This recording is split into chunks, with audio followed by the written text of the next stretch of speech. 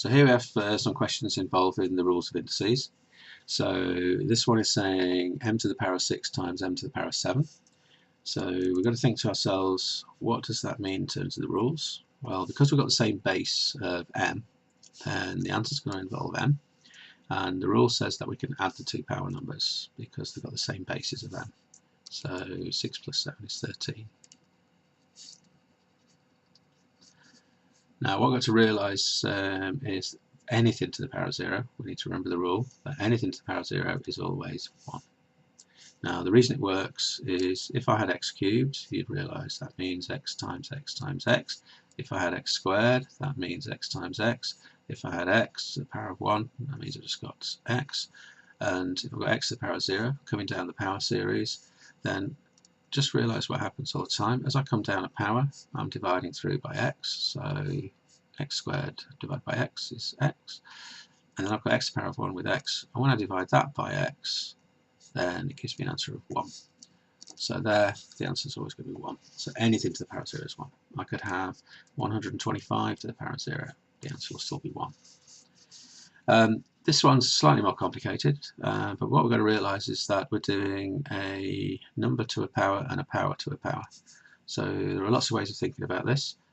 Personally, I would split this up into 16 to the power of a half, do that bit there, times y to the power of 6 to the power of half, because that's really what's happening in here. We've got 16 to the power of half, we've got y to the power of 6 to the power of half. So split them up, they're next to each other in times thing, so we still have the times sign.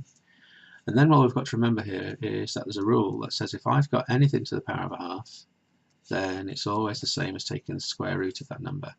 Now in essence that means that any fraction could be written as the nth root of the number. So for example, if I had x to the power of a third, then that would mean I've got to do the cube root of the x number. So that's the rule we've got to remember, the power half rule and the fraction rule being the root of something. Power to square root. So therefore we've got to do the square root of 16. So this equals the square root of 16 times the square root of y to the 6. Well, the square root of 16 we know is 4. The square root of y to the power of 6 is y to the power of 3. In other words, you'd be doing y to the power of 3 times y to the power of 3, and that would give me y to the power of 6. So the square root of y to the power of 6 is that. If you don't like the idea of square rooting powers, then you could also remember there's a rule that says you can do a power to a power, you could multiply the two powers. So we could be thinking of this as y to the power of 6 times a half, so that's y to the power of 3 as well. So there's lots of ways of thinking about how you do that one. So the final answer here was put those two together, so it's 4y cubed.